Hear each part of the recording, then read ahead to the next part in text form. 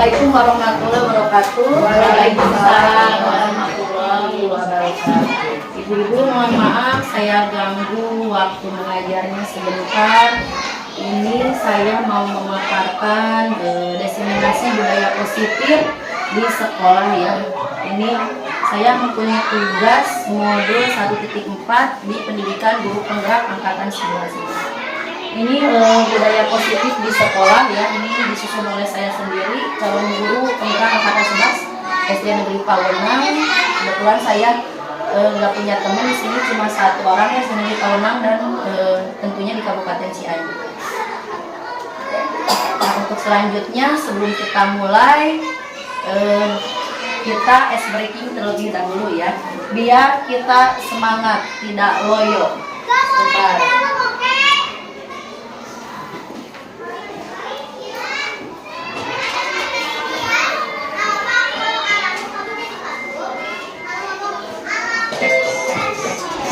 Silakan berdiri semuanya dulu.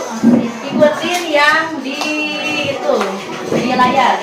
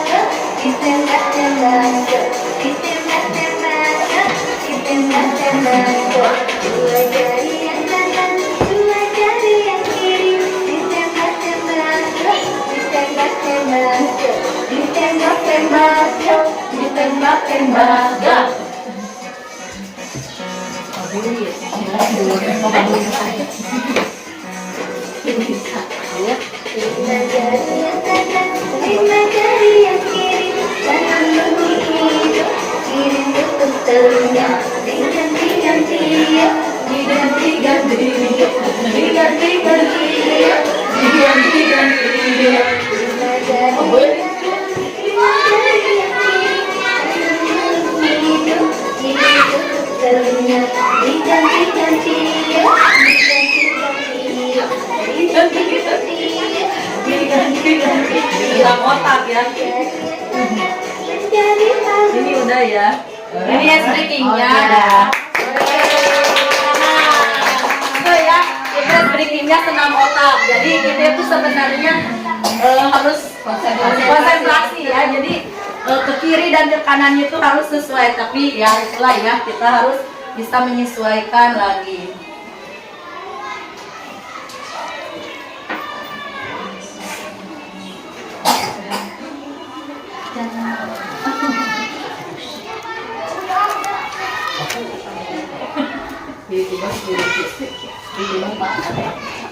Tadi kita sudah melakukan ice breaking. Ice breaking itu sangat bagus ya dilaksanakan di kelas juga. Ketika mau mulai mengajar ataupun di tengah proses pembelajaran, kita harus melakukan ice breaking. Biar apa? Biasanya kan anak 5 menit itu udah berisik ya. Nah, itu lakukan ice breaking, boleh dengan tepuk fokus, tepuk konsentrasi dan sebagainya.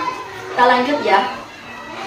Ini budaya positif. Apa sih yang disebut budaya positif itu? Nah, budaya positif itu yang di sekolah itu nilai dan kebiasaan di sekolah yang berpihak pada murid agar mereka dapat berkembang menjadi pribadi yang kritis, penuh hormat dan bertanggung jawab sesuai dengan profil pelajar Pancasila. Tentunya kalau sekarang kan kita kurikulum merdeka ya, semua dituntut untuk sesuai dengan profil pelajar Pancasila yang 6 gitu. Yang pertama itu beriman dan bertakwa, yang kedua berkebinekaan global, yang ketiga gotong royong, mandiri, kreatif dan bertoleransi. Jadi itu ya, kita itu budaya positif di sekolah itu ya harus diterapkan sesuai dengan profil pelajar Pancasila. Kemudian selanjutnya di sini nanti saya akan membahas yang pertama itu perubahan paradigma disiplin positif, kebutuhan dasar manusia, motivasi perilaku manusia, restitusi posisi kontrol, keyakinan kelas,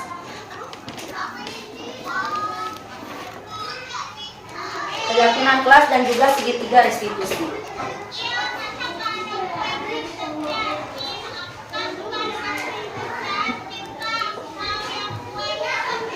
Di sini perubahan paradigma mengajar.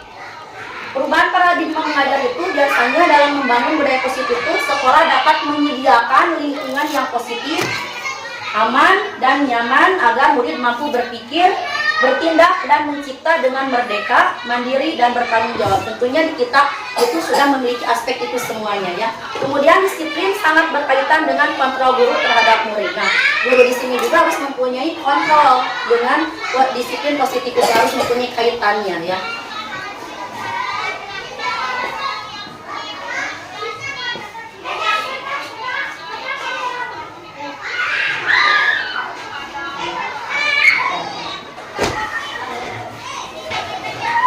Nah, disiplin positif itu sendiri adalah kemampuan memerintah diri sendiri dalam mengontrol dan menguasai diri untuk memilih tindakan yang mengacu pada nilai-nilai yang kita hargai dengan penuh tanggung jawab tanpa terperintah oleh orang lain. Di sini ya, disiplin itu berarti harus mempunyai kesadaran dari diri sendiri tanpa adanya perintah dari atasan ataupun rekan ataupun apa. Karena menurut saya kalau misalkan ada perintah dari atasan atau rekan-rekan itu, kita kan semuanya ada hati yang harus dijaga ya. Kadang kita tidak enak dengan yang berperintahnya itu, yang memberikan perintahnya itu. Kemudian nilai-nilai yang kita hargai adalah nilai kebajikan. Nilai kebajikan itu adalah sifat positif manusia yang merupakan tujuan mulia yang ingin dicapai setiap individu. Tentunya dari nilai-nilai disiplin positif ini setiap manusia itu mempunyai tujuan yang ingin dicapai, yaitu nilai-nilai dalam belajar, dalam yang terkandung dalam nilai pelajar profil Pancasila kayak tadi ya. Yang nilai kebajikan itu ada di nilai-nilai profil belajar Pancasila yang 6 itu. Makanya kenapa dari kelas 1 sampai kelas 6 itu harus diterapkan dan harus hafal. Minimal anak kelas 1 juga harus hafal 6 profil pelajar Pancasila itu ya. Kemudian diterapkan sedikit-sedikit, walaupun baru anak kelas 1, mungkin tidak semuanya juga gitu kan, hanya menuntun ya, menuntun sesuai dengan kodrat alam dan kodrat zamannya. Jadi kenapa kodrat alam kita tidak bisa mengubah, misalkan anaknya bakatnya ini terus diubah, karena kalau dipaksakan itu akan berdampak pada anak itu sendiri. Makanya kita sebagai guru itu tugasnya yang menuntun mereka sesuai bakatnya. Kemudian kodrat zaman apa? Kita itu sebagai guru harus mengikuti yang perkembangan zaman, tidak boleh ketinggalan. Ada yang katanya guru itu ketinggalan sama murid. Nah, di sini alhamdulillah semuanya tidak ada yang seperti itu. Jadi sebaik mungkin kita itu harus ya sedikit lebih di atas murid. Ketika murid misalkan bertanya apapun, jangan sampai bilang nanti ya jawabannya ibu lihat dulu di Google. Jangan sampai seperti itu. Sebaik mungkin, sebisa mungkin kita menjawabnya. Nah, di sini itu sesuai kodrat zaman itu ya, mau tidak mau kita itu ya tugasnya karena mengabdi kepada negara, mau tidak mau kita itu ya mencari solusi bagaimana sih kita itu menyesuaikan diri, beradaptasi dengan zaman yang sekarang itu. Ya mungkin sekarang zamannya gadget ya, gimana anak, bukannya tidak boleh anak memainkan gadget itu, bukannya tidak boleh, tetapi atur waktunya bagaimana bisa disiplin positifnya itu terwujud, itu ya. Kemudian di sini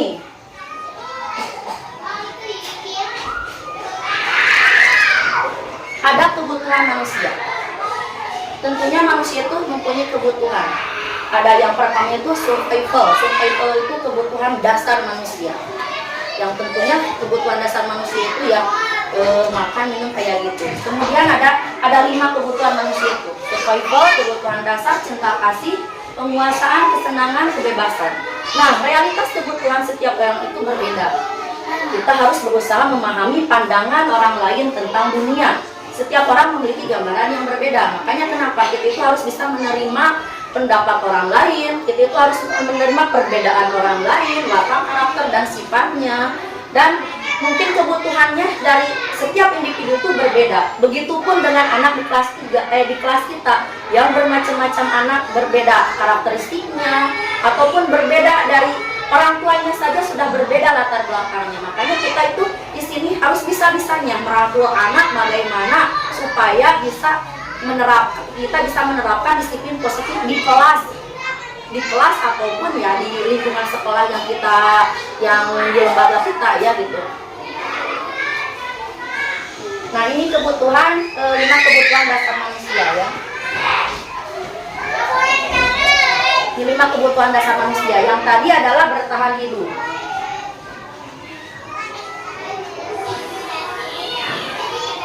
Yang tadi adalah bertahan hidup.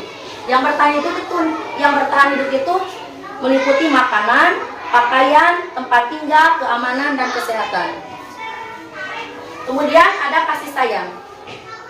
Kasih sayang dan rasa diterima.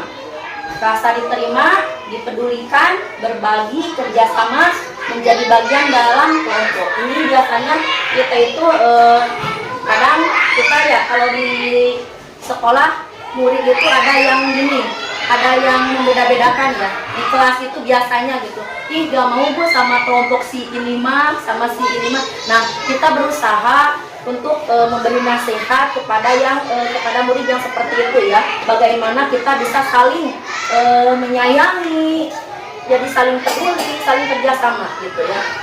Kemudian penguasaan ini meliputi harga diri, keinginan untuk dianggap pemimpin, berprestasi, diakui, didengar dan didengar ya. Ini harga diri, penguasaannya harga diri, tentunya setiap orang itu mempunyai harga diri dan kemudian keinginan untuk dianggap. Mau nggak di sini dianggap? Ada nggak guru yang tidak ingin dianggap sama kepala mungkin seperti itu. Jadi semua itu keinginannya untuk dianggap. Yang memimpin di mana? Kita itu sebagai pemimpin di kelas. Tentunya di sekolah kita juga ada pemimpin yang dinamakan kepala sekolah, dan kita itu di kelas juga memimpin. Yang pemimpin itu adalah guru gitu. Kemudian berprestasi, penguasaan berprestasi juga yang ingin diakuinya dan ingin didengar. Apapun yang kita bicara biasanya harus didengarkan. Minimal kita mendengarkan orang tersebut dengan apa? Dengan seksama atau dengan menyimaknya dengan baik. Kemudian kebebasan di sini ada rasa mandiri. Mandiri itu bukan mandi sendiri ya, tapi mandiri itu di sini bisa mengerjakan sesuatu dengan sendirinya. Misalkan kita sudah memberikan contoh ke anak A, kita harus memberikan contoh terlebih dahulu dan kemudian si anak tersebut harus bisa mengerjakannya dengan sendirinya. Kemudian memiliki pilihan, terus mencoba hal baru. Di sini biasanya kita bukan menolak ya, menghambat anak untuk memiliki hal baru, inovasi baru. Misalkan anak ini, Bu aku punya ide loh gini, kamu mah jangan seperti itu.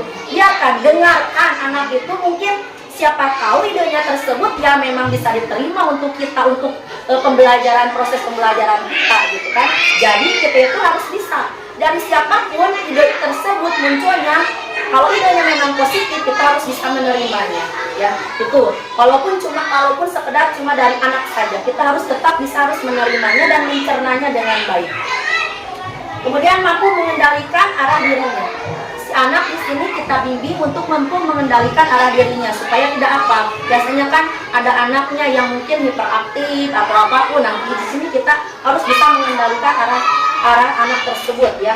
Maunya sih seperti apa? Kalau dengan dimarahin ya kita udah dimarahin tapi gini-gini aja. Mungkin maunya anak itu dirangkul gitu kan, atau maunya yang lain disayang atau apa. Kemudian yang kelima adalah kesenangan. Di sini kesenangan itu adalah bermain. Bermain kalau di sekolah tentunya bermainan yang edukasi. Kayak gini, anak kan sekarang lagi musim main gambar ya. Di gambar itu biasanya ada angka-angka ya. Ada angka-angka. Kalau anak memasakan, pergunakanlah gambar tersebut di sekolah dalam pembelajaran matematika. Bisa digunakan sebagai media pembelajaran. Seperti itu. Walaupun dengan cara bermainnya, misalkan kamu bermain apa nih, sok dikituan mainan matematika. Lihat itu angkanya berapa, coba tambahin angka kamu sama si A, tambahnya jadi berapa. Itu kan bisa jadi media pembelajaran untuk di kelas ya. Kemudian itu harus mempunyai gaya humor. Kebutuhan manusia itu ya harus gaya humor. Tong jamedut, betul. Tong jamedut. Jadi ketika kita mengajar itu minimal ya leulina kabudak aya buyunnya, minimal itu seri kan, membuat orang bahagia itu kan ibadah juga ya. Jadi kadang kan kita itu hayo wes serius ya, jadi kita itu harus ada ngelawaknya sedikit walaupun bukan pelawak itu ya. Jadi guru sekarang itu jadi tuntut untuk memang harus berwawasan tinggi deh benar-benar gitu. Karena apa? Karena ya memang perkembangan zaman ya seperti itu gitu ya. Kemudian nah itu dari daya humor tersebut itu kita akan memacu antusias untuk tertawa anak itu kan. Dengan tertawa itu membuat moodnya makin bagus lagi. Asalnya juga moodnya jadi kurang semangat atau kecewa terhadap temannya atau kepada siapa, ketika kita dengan melakukan guyonan, humor lah, baru lama gini biasanya kan humor sedikit nonnya suka tertawa ya gitu. Makanya moodnya dia untuk belajar itu bangkit kembali. Nah ini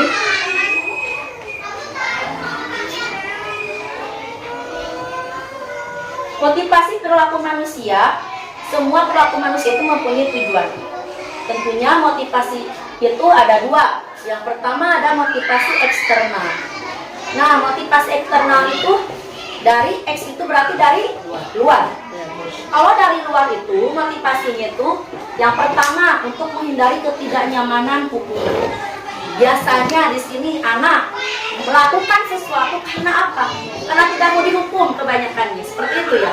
Ketika anak diberikan PR terus ibu gurunya bilang mau ngerjakan PR nanti ngurilingan lapang misalkan seperti itu. Jadi anak itu mengerjakan PR-nya bukan karena kesadaran diri sendiri, tapi karena dia takut, terpaksa karena ada takut hukuman dari gurunya. Sehingga apa? Sehingga PR yang dia kerjakan itu tidak masuk ke kepalanya, tidak masuk di pikiran itu. Karena untuk menghindari ketidaknyamanan itu ya, jadi anak itu melakukan tanpa kesadaran dirinya. Yang kedua, motivasinya dorongan dari luar itu adalah ingin mendapat imbalan dari orang lain atau dari institusi. Misalkan ini sebenarnya ada dampak positif dan ada dampak negatifnya juga ya.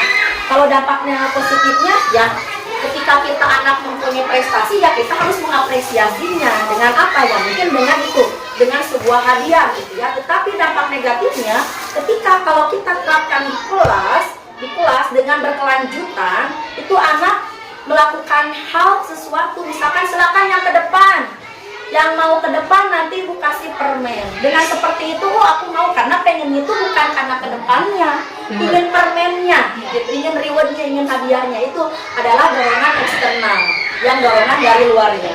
Kemudian ada motivasi internal. Ini adalah dorongan dari dalam dirinya sendiri atau dalam diri kita.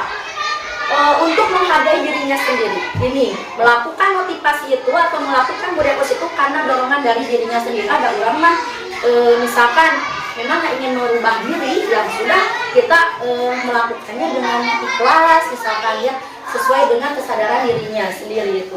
Itu adalah motivasi internal.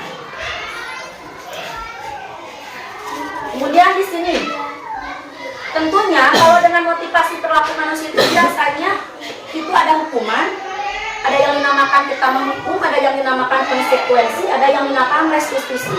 Di sini hukuman itu, kalau hukuman yang dinamakan hukuman itu tidak terencana atau biasanya secara spontan, tiba-tiba anu ngerjakeun misalkan ibu dihormatkan bendera misalkan itu, anu upacara dihormatkan bendera, itu sudah hukuman.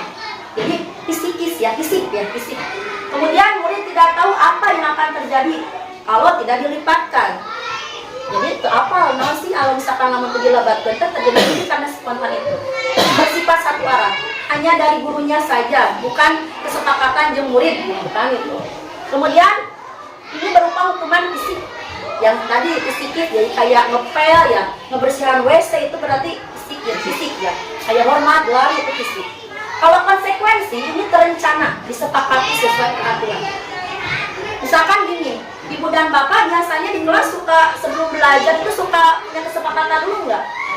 Nanti dibiasakan ya, kalau mau mulai mengajar itu setiap hari kita anak-anak kita sepakat, hari ini kita sepakatnya apa? Kalau saya seperti itu.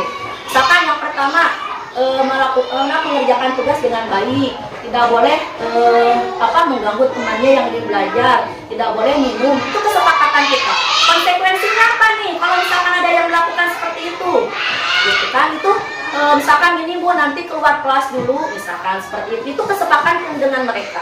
Itu jadi setiap pembelajaran itu, apalagi di kelas tinggi itu yang biasanya jadi itu ya bukan susah diatur, biasanya banyak nilainya gitu. Kita itu perlu kesepakatan kelas tiap hari itu, bukan kesepakatan kelas yang di TP itu udah paten ya. Kalau itu yang di TP udah paten, kita itu harus punya setiap hari punya kesepakatan kelas. Kan kita tidak tahu ya anak hari ini tuh mau berbuat apa, itu tidak tahu, karena biasanya spontan anak itu kan. Makanya dengan kesepakatan kelas ini setidaknya membuat mereka itu disiplin dalam melakukan proses pembelajaran. Murid tetap dibuat tidak nyaman.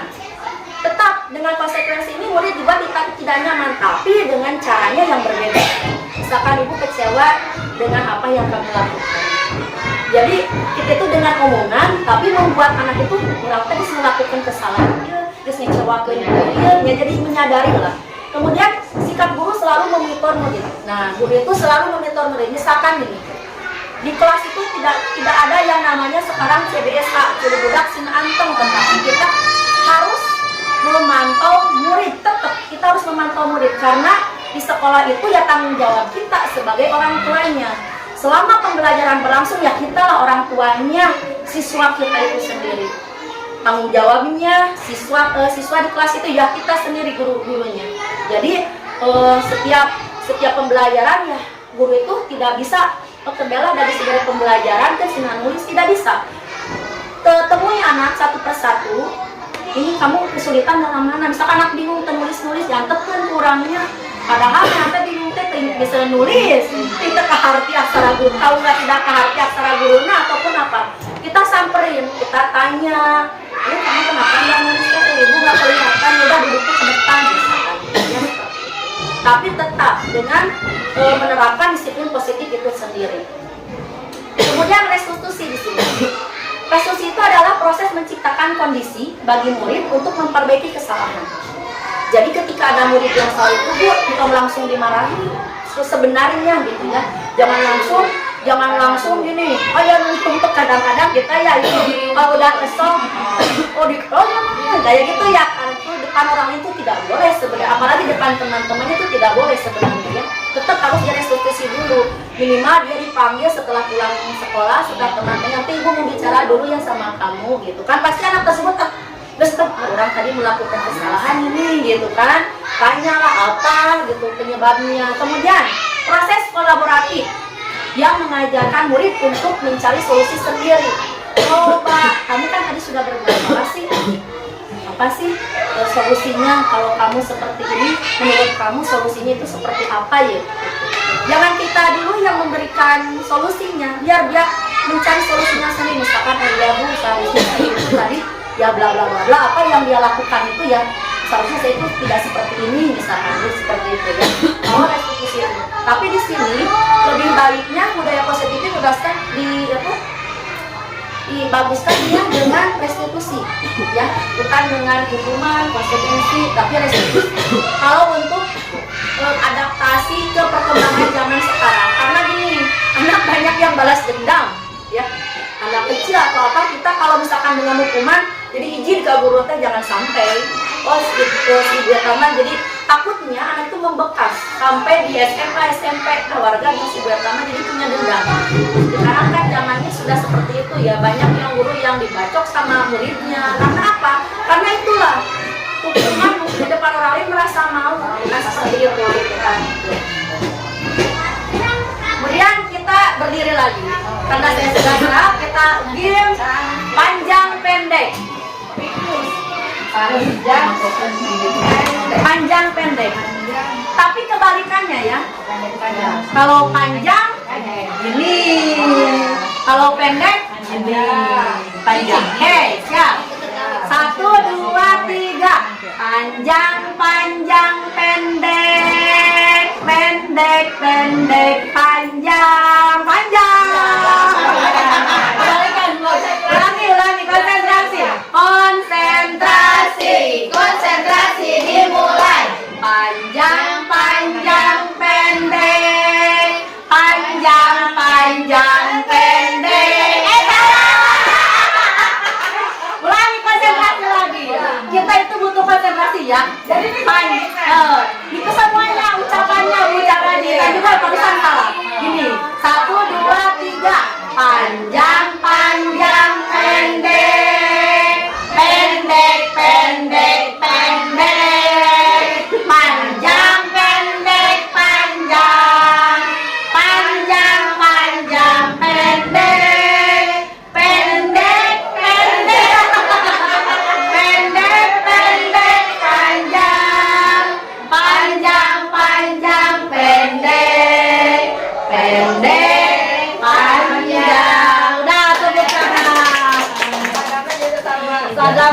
utamanya. Ya itulah ya. Jadi yang gini, yang dari video.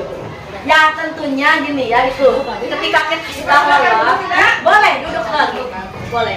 Ketika sudah lelah kita di kelas banyak ngomong, itulah solusinya ya. Nggak stabilkan lagi jalannya, fokusnya itu dengan ice breaking itu. Nah lanjut,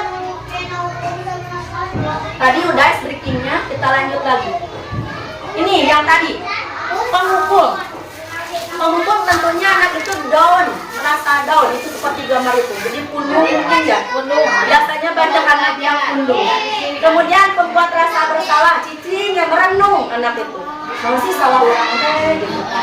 Teman, kalau di sini sebagai teman, biasanya guru itu ada yang sebagai teman. Sebagai teman teh, misalkan merangkul ya kita biasa masuk ke ranahnya mereka. Ranahnya itu apa? Dunianya mereka, anak-anak itu seperti apa, harus menyesuaikan diri dengan apa yang murid pikirkan dan murid lakukan. Misalkan biasanya murid suka ada yang curhat ya, jangan tidak mau itu teh, harus dengarkan. Nah itu sebagai teman.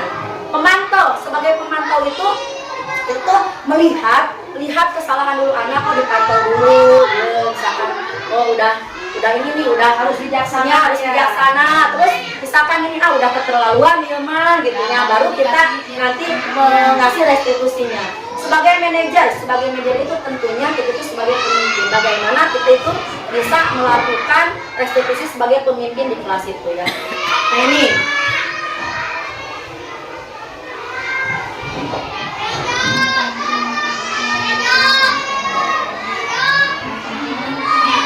nah ini ya, nih contoh penerapan 5 posisi kontrol guru.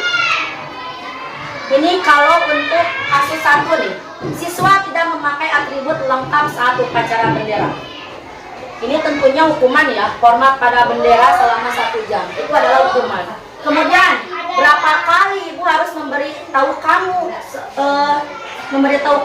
selalu saja mengecewakan ibu dan bapak, itu adalah membuat rasa bersalah.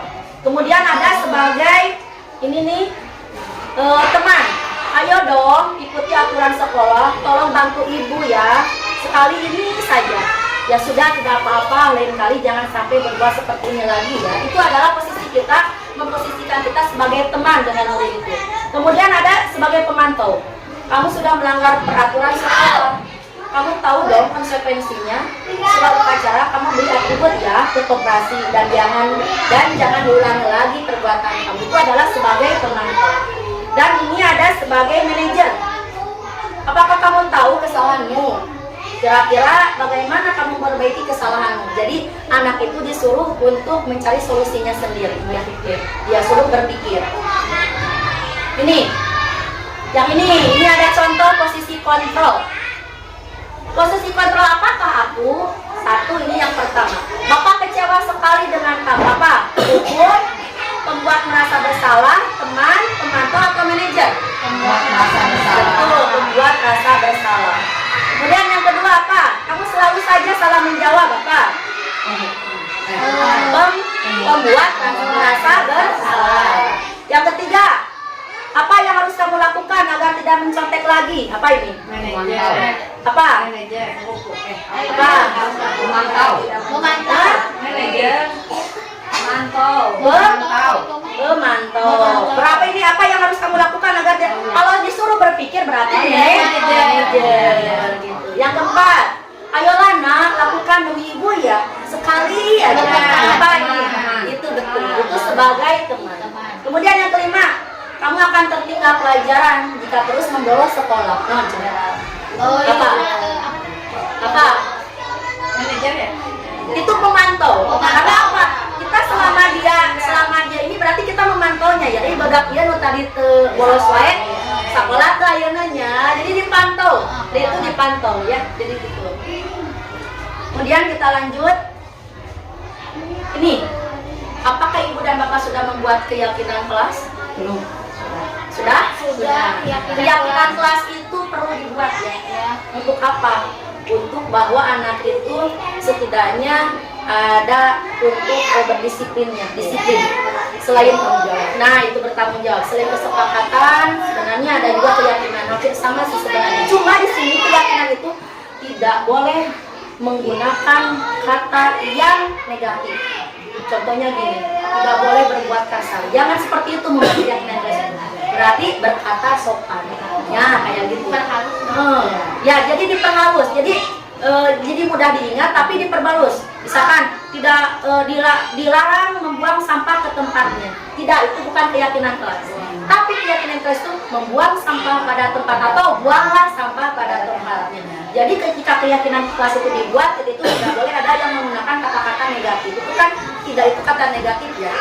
Kata negatif tidak boleh, dilarang itu sebenarnya kata-kata negatif yang membuat daun yang membuat mereka tidak harusnya, yang kita kan dituntut untuk anak itu untuk kesadaran dirinya yang dituntut. Ini keyakinan kelas adalah nilai-nilai kebajikan atau prinsip-prinsip universal yang disepakati bersama secara universal, lepas dari perbedaan agama, suku, negara, dan bahasa. Tentunya kita itu di luar itu ya. Jadi tidak boleh dikaitkan dengan agama, dengan suku, apalagi dengan negara ataupun bahasa. Ini bahasanya gini, ini bahasanya kata tidak. Jadi harus dengan kesepakatan siswa. Harusnya kita itu membuat keyakinan kelas itu suruh siswanya aja dulu. Suruh siswa untuk menuliskannya dulu, baru nanti kita yang mengambil kesimpulan. Bacakan bareng-bareng nih. Di kesimpulannya naon sih? Misalkan ada anak boleh buang sampah sembarangan, banyak ternyata itu ambillah yang itu. Misalkan seperti itu. Jadi harus ibu keyakinan kata ibu kayak gini, buang sampah pada tempatnya, belum tentu anak itu setuju. Jadi kita itu harus tetap membuat keyakinan kelas itu harus tetap melibatkan anak itu sendiri ya, anak-anak di kelas kita. Kemudian keyakinan akan lebih memotivasi seseorang dari dalam dirinya, itu intrinsik dari dalam dirinya sendiri ya. Jadi orang tadi teh ngajukeun untuk keyakinan teh membuang sampah pada tempatnya misalnya. Jadi dia itu memotivasi dirinya itu untuk melakukan buang sampah pada tempatnya. Tadi saya mengajukannya tidak boleh berantem di kelas misalkan, harus rukun misalkan di kelas, rukun di kelas. Itu berarti pemenang jalur kabakul misalkan seperti itu. Seseorang akan lebih bersemangat untuk menjalankan keyakinan daripada hanya sekedar mengikuti peraturan. Jarang ya, peraturan itu biasanya diabaikan. Karena kalau keyakinan biasanya sedikit-sedikit mereka mau mentaatinya. Jadi peraturan itu di mana-mana memang menekankan disiplinnya banget gitu ya. Harus pisan, tapi kadang-kadang tanpa jarang yang mengikutinya peraturan tersebut itu. Jadi kalau keyakinan di sini karena berawalnya dari anak-anak itu sendiri gitu. Oh, mau apa ini, kalau kayak gini ini mau apa, kayak gitu kan. Ini harusnya biasanya mereka itu bisa mentaatinya gitu, kalau keyakinan. Kemudian ini saya sudah menerapkan keyakinan kemarin di kelas ya, waktu di kelas 5B. Di sini saya kasih dengan mereka itu menempel. Yang pertama saya terangkan dulu bahwa boleh kalian membuat keyakinan kelas tanpa menggunakan misalkan kata dilarang atau tidak boleh atau kayak gitu ya. Tanpa kata-kata negatif itu dihindari. Silakan kalian buat keyakinan kalian sesuai dengan diri kalian, hati nurani kalian, hati kalian. Ternyata mereka sangat antusias banget dan saya suruh menempelnya di papan tulis, harus ini di karton ya, di papan tulis. Kemudian saya menyimpulkannya dari hasil yang saya setujui sama siswa saya di kelas 5B itu ada 10 keyakinan kelas. Nanti di sini itu saya belum di ini ya, harusnya ditempel di dinding yang sebelahnya. Nah itu. Lanjut, ini itu adalah segitiga restitusi. Apa sih segitiga restitusi itu? Nah, segitiga restitusi itu adalah proses menciptakan kondisi bagi murid untuk memperbaiki kesalahan mereka, sehingga mereka bisa kembali pada kelompok mereka dengan karakter yang lebih kuat. Melalui restitusi kita dapat itu adalah membantu murid menjadi lebih memiliki tujuan. Tentunya dengan proses restitusi ini murid itu jadi mempunyai arah dan tujuan dengan kesalahannya mereka itu. Kemudian disiplin positif. Pasti sesudah direstitusi mereka itu akan berubah menjadi memiliki disiplin serta memulihkan dirinya setelah berbuat salah. Jadi menyadarkan menyadarkan anak itu dari perbuatan yang sudah dia lakukan. Kemudian ada lagi membantu murid untuk jujur pada diri sendiri. Jika nanti ditanya ya apa sih yang kamu lakukan tadi gitu kan, dan mengevaluasi dampak dari kesalahan yang dilakukan. Apa sih dampaknya kalau kamu melakukan hal yang seperti tadi? Terus memberikan penawaran bukan paksaan. Nih kalau misalkan ibu punya penawaran nih, kalau misalkan kamu seperti itu lagi, menurut kamu apa sih yang harus ibu lakukan? Jangan memberikan kita. Namun kamu ternyata melakukan itu ibu kade gitu. Awas yuk, misalkan dengan menakuti anak itu tidak boleh. Jadi biarkan dia mencari solusinya sendiri. Bu, iya bu, kalau misalkan saya melakukan ini lagi, nanti ibu boleh, misalkan ibu boleh saya di luar di saat pembelajaran. Nah seperti itu kan kesadaran dari mereka ya, dari hati mereka sendiri. Jadi kita nanti, nah kamu kan kalau dia melakukannya lagi, nah kamu kan sudah ini ya, sudah berjanji sama ibu kalau kamu melakukannya apa coba. Pasti anak itu selalu ingat kan? Oh iya bu, tanpa kita suruh dia keluar sendiri. Ini segitiga restitusi. Segitiga restitusi ini ya seperti ini ya, ada di tengah itu segitiga restitusi, kemudian validasi tindakan yang salah, ada menstabilkan identitas, menanyakan keyakinan. Tentunya di sini kita ada pertanyaannya, kamu tentu punya alasan mengapa melakukan itu. Ke anak itu pasti seperti itu. Kita nanyakannya seperti itu ya. Kemudian adakah cara yang lain, cara yang lebih efektif untuk mendapatkan apa yang kamu butuhkan? Misalkan anak, ibu aku mah tadi kita berbuat seperti itu karena aku mah pengen anu misalkan. Tapi yang dilakukan itu salah. Kemudian keyakinan kelas apa yang telah kita sepakati. Jadi anak itu kalau sudah membuat keyakinan, sok nah sih keyakinan sudah kita tanya lagi anak, keyakinan apa sih yang sudah kita sepakati bersama, tanya lagi keyakinannya. Oh berarti itu melanggar keyakinan yang anti apa? Terus kamu ingin menjadi orang seperti apa? Kamu tuh berbuat seperti itu menjadi orang seperti apa sih? Kayak gitu menanyakannya. Nah ini sudah nih tahapan segitiga restitusi. Yang pertama itu ada menstabilkan identitas. Bisa kita bertanya seperti yang ini. Berbuat salah itu tidak apa-apa. Tidak ada manusia yang sempurna. Ibu juga pernah misalkan melakukan kesalahan seperti yang kamu ada. Saya juga pernah melakukan kesalahan seperti itu. Kita bisa menyelesaikannya. Tenang, nggak apa-apa. Kita bisa menyelesaikan ini kok, gitu kan? Kemudian ibu tidak tertarik mencari yang salah, tapi ibu mencari solusi dari permasalahan itu yang betul. Kemudian tahapan yang kedua.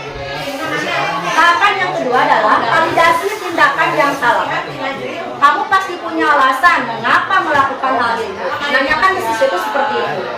Pasti siswa itu melakukan sesuatu itu punya alasannya. Bangor di kelas, apa sih nggak ganggu temennya itu punya alasan. Tidak mungkin dia tidak punya alasan. Misalkan bogokeun atau misalkan tidak ada kerjaan lagi di kelas. Ataupun memang misalkan dia ada rasa kecewa atau ambek atau apa melakukan itu karena mungkin keisangannya gitu ya, penasarannya. Kemudian kamu patut bangga pada dirimu sendiri karena kamu telah melindungi sesuatu yang penting buat itu. Bisa ditanyakannya seperti itu. Kemudian ini tahapan segitiga restitusi yang terakhir, menanyakan keyakinan. Apa yang kita percaya sebagai kelas atau keluarga? Misalkan sini, ini menanyakannya apa sih yang kita percaya sebagai keyakinan kelas atau keluarga. Misalkan di kelasnya kita sebagai naon, misalkan ya keyakinannya terus di keluarga, misalkan kita itu sebagai kakak itu harus apa, misalkan gitu. Terus apa nilai-nilai yang telah kita sepakati? Apa yang telah kita sepakati bersama? Kemudian apa bayangan kita tentang kelas, keluarga atau di keluarga yang ideal? Bagaimana sih di kelas itu? Pengen seperti apa sih kelas kita itu? Misalkan, oh bu ya kelas itu pengen menjadi kelas yang aman ataupun apa. Terus kamu mau jadi orang yang seperti apa? Dengan melakukan anak itu seperti itu, kita itu harus menanyakan kepada anak ini dengan ini kamu dengan kelakuan kami seperti itu, kamu tuh yang jadi naon sih? Tapi dengan bahasa Sunda, kalau tidak mengerti dengan bahasa Indonesia, anak itu yang gitu. Nah, ibu-ibu dan ibu-ibu, di sini saya menekankan untuk berdisiplin positif ini tuh mulai dari sekarang, hindari yang namanya hukuman anak. Hindari yang namanya, boleh kalau misalkan kita larangan, kita harus menggunakan, kita mulai dari sekarang kita menggunakan restitusi, segitiga restitusi. Ya kita misalkan ini, kalau misalkan Bu, gimana sih kalau misalkan anaknya memang setiap harinya treble meter misalkan, dengan pendekatan kita, tentunya guru yang di kelas itu dia lebih tahu. Kalau guru itu lebih tahu ya, saya misalkan di kelas Bu Susi misalkan ada anak yang hiperaktif, saya nggak tahu karena saya tidak mengajar di kelas Bu Susi. Nah seperti itu. Tapi yang lebih tahu itu pendekatan itu adalah guru kelas. Silahkan kalau misalkan dengan cara yang pertama tidak mujarab ya, gantilah cara itu udah anger kene ya kene. Gantilah cara kedua. Cara keduanya cobalah orang jadi temannya misalkan, dengan menjadi temannya. Pujian. Ya, dengan temannya. Gantilah. Iya teman pantai itu budak teh kumaha sih gitu kan. Gantilah cobaanlah kurang sedikit kurang memberikan pujian atau misalkan ini lah jadi yang dijadikan anak itu diberi pekerjaan diberi kepercayaan sama kita itu. Jadi tanggung jawab itu. Coba kamu sekarang yang memimpin baca doa gitu. Biasa seperti itu. Jangan melakukan hal-hal yang memang harus dihindari lah. Karena apa? Ya, jangan pernah ada yang namanya bullying di kelas itu, dikucilkan. Jadi sebaik mungkin kalau anak kita kan udah kelas atasnya membuat kelompok ya Bu ya. Kadang anak kan kalau saya membuat kelompok enggak saya main tunjuk enggak. Saya buat misalkan buat 5 kelompok. Bikin nomor 5 saya itu. Ambil anaknya. Ketika anaknya ini biasa menjawab ke saya, Bu, saya sama si A nggak mau si A anu-anunya seperti itu. Saya berusaha untuk ini, kamu tidak sama, sok justru kamu yang itu harus bisa membimbingnya dia. Nah seperti itu. Jadi diberikan tanggung jawab. Akhirnya dia termotivasi lagi ketika saya ini, misalkan si Anu bisa, yang udah bisa sok ajarkan. Jadi itu Surabaya. Jadi ketika Surabaya bisa, misalkan kalau sama gurunya dia tidak mengerti loh. Tapi dengan temannya kadang kita mengerti ya. Tapi kita memberikan ke tutor sebayanya itu jangan diberi, kalau misalkan dalam halnya matematika atau apa, jangan diberikan jawabannya. Caranya. Jadi kan semakin menggali lagi si anak itu juga ya. Jadi lebih makin pintar, lebih makin tahu si anak itu dengan yang akhirnya yang diajarin itu dia juga bisa gitu, sedikit bisa ada perubahan gitu kan. Jadi untuk anaknya yang mengajar seperti tutor sebaya itu dia merasakan dia menjadi guru teh tadi itu anak teh ya. Bu biasanya gini ya, kalau saya curhatan ibu ribet gini, ibunya ngajar tuh di GOB kan itu, jadi dia merasakan. Jadi dia itu merasakan ya gitu. Jadi anak itu dirangkul ya. Saya itu lagi mencoba ya, kadang saya juga kalau misalkan ini Bu dengan teriak ya, tapi saya pikir anger ini budak teh ditolongnya nganeh gitu kan, kok anger kene ya biasanya budak eta deui gitu ya, seperti itu gitu kan. Kumaha ya carana, saya juga mulai menerapkan segitiga restitusi ini di kelas ya. Ternyata dengan begitu dengan menerapkan ini saya juga tidak semudah memberikan telapak tangan ya. Ditanya dulu, ngobrol teh ngalian dulu gini biasa. Kamu udah jajan belum? Ibu pengen ambil. Jaga dengan basa-basi dulu ya. Menerapkan segitiga restitusi itu. Kemudian kalau misalkan ada masalah, tadi kunaon teh atau wakaf pulangnya bantuan ngelah ibu, pura-puranya seperti itu. Tapi itu untuk kebaikan ya. Bantuan ngelah ibu itu padahal mah nanti teh sambil gitu teh kita tanya ya tadi kamu kunaon misalkan seperti itu. Tadi kamu ngomong ibu udah siap tuh mah anu. Nah, misalkan gitu kan baru yang kita terapkan segitiga restitusi. Nah, di sini saya kemarin sudah menerapkan segitiga restitusi. Ini ada anak yang main di kelas ya, main bola di kelas sehingga mengenai temennya. Ini sejaki. Jadi saya itu memanggil dia itu nggak pas lagi istirahat atau apa. Jadi di jam pulang ketika tidak ada orang. Supaya menjaga perasaan anaknya. Iya.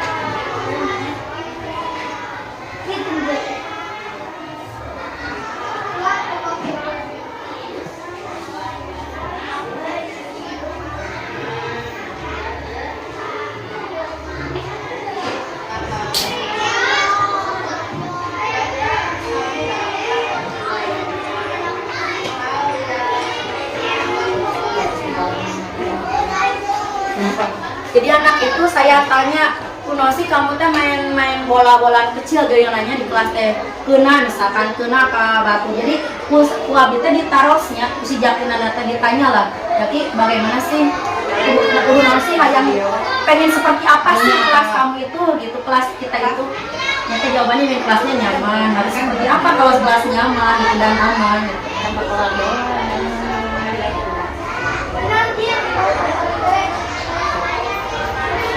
Nah ini kemudian ini yang kedua,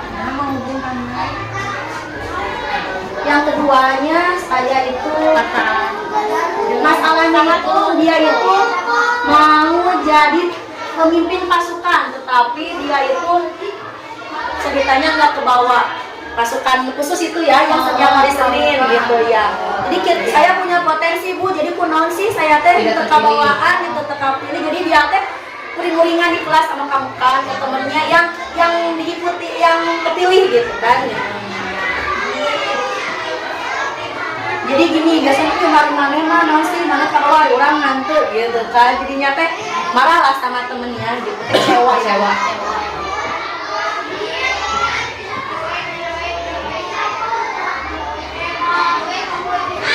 Terus tanggapan dia, kenapa sih kamu seperti itu? Karena saya itu mempunyai potensi Bu, katanya. Kenapa sih saya nggak bisa, orang saya juga batur, tapi kok saya nggak kepilih? Gitu, seperti itu. Saya ajarkan, yaudah sabar aja, mungkin nanti lain waktu kamu juga yang ikut kepilihnya. Bisa sih berdiri Ya.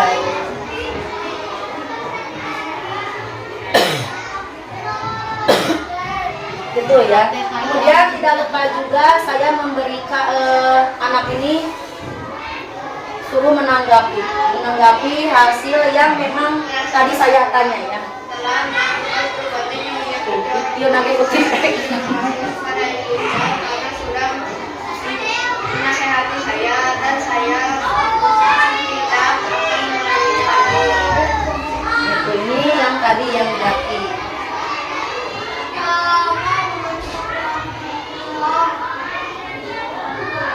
Dan ini yang Tiara.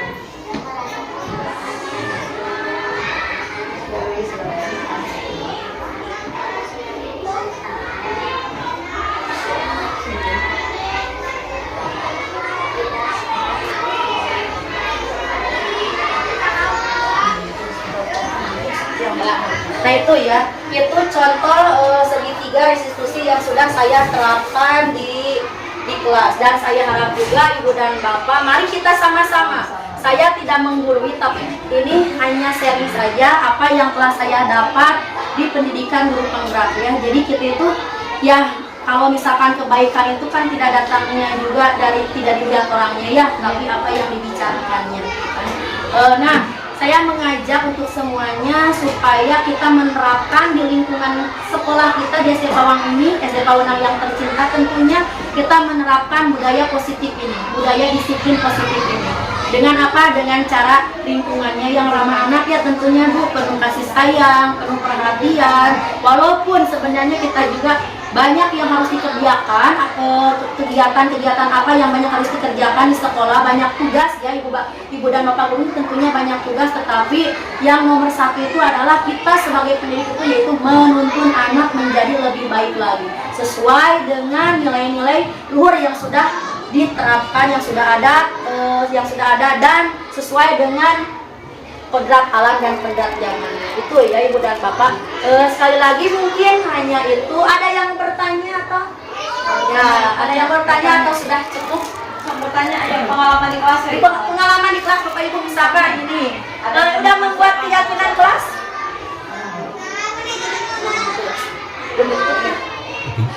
masih baik masih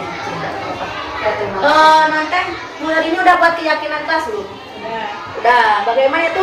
Hasil dari Bu Riri sendiri atau dengan anak-anak, kesepakatan anak-anak?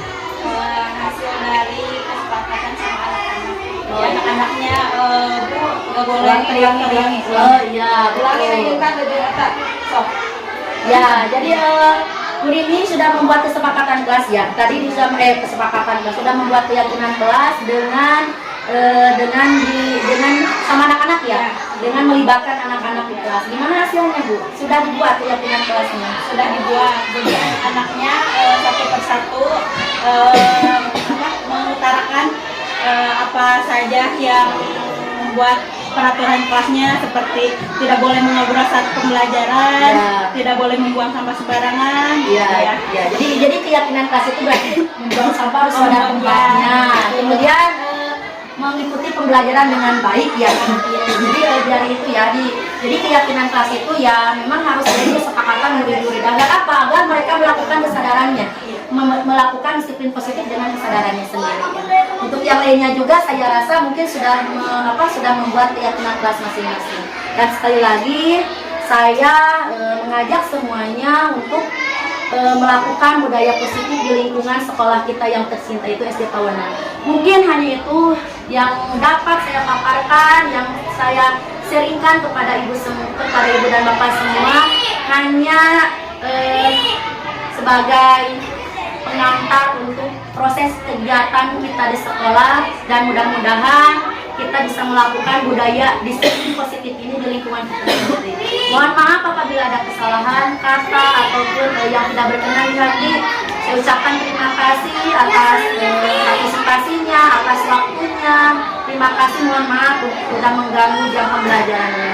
Saya akhiri dengan Assalamualaikum warahmatullahi wabarakatuh. Waalaikumsalam warahmatullahi wabarakatuh. Terima kasih, turun kami saling.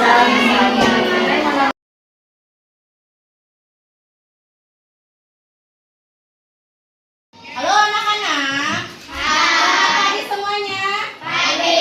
Hari ini kita akan membuat keyakinan kelas. Nah, keyakinan kelas ini di sini tidak menggunakan kata-kata yang dilarang.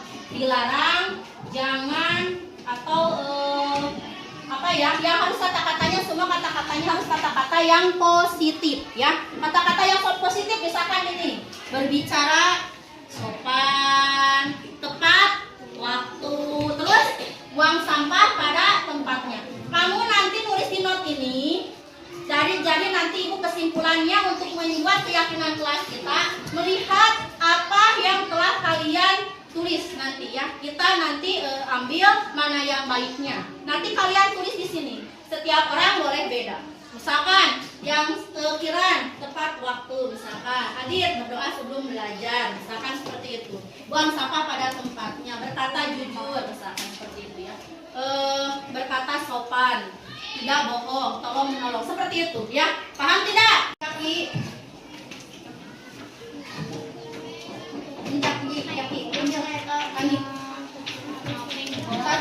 Satu orang.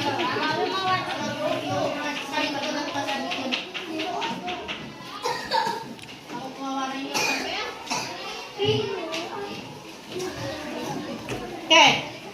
Hadir tepat waktu boleh.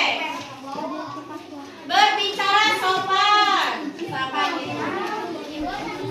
Satu aja. Tepat waktu, berkata jujur, disiplin boleh. Silakan. Yang sudah tempel Paris sudah tempel nggak? Ya udah kan? Sebelah sini. Oke, sudah. Oke, boleh dari sini. Oke, ini nanti kita dari sini kita rangkum. Kita ambil kesepakatannya yang mana ya? Dia tulis disiplinnya, disiplin, jangan diituin, jangan dipisahin. Disiplin. Itu Adit dipisahin. Kasih nomor.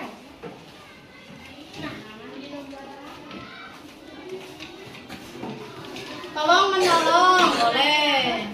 Semuanya, tapi sebagian besar yang sudah kalian tempelkan di sini itu sama. Banyak yang sama. Sekarang kita rangkum, kita bikin jadi keyakinan kelas yang betul. Yang pertama apa? Tadi hadir tepat waktu. Sepakat tidak? Berarti tulis hadir tepat waktu. Kemudian apa lagi? Tadi ada kata disiplin. Sepakat? Ambil disiplin. Kemudian yang ketiga ada keyakinan kelas yang sudah kalian buat ya, dan kalian ajukan kepada ibu. Hasilnya sudah ada 10 keyakinan kelas dan harus kita sepakati bersama dan harus kita lakukan bersama. Terima kasih untuk semua.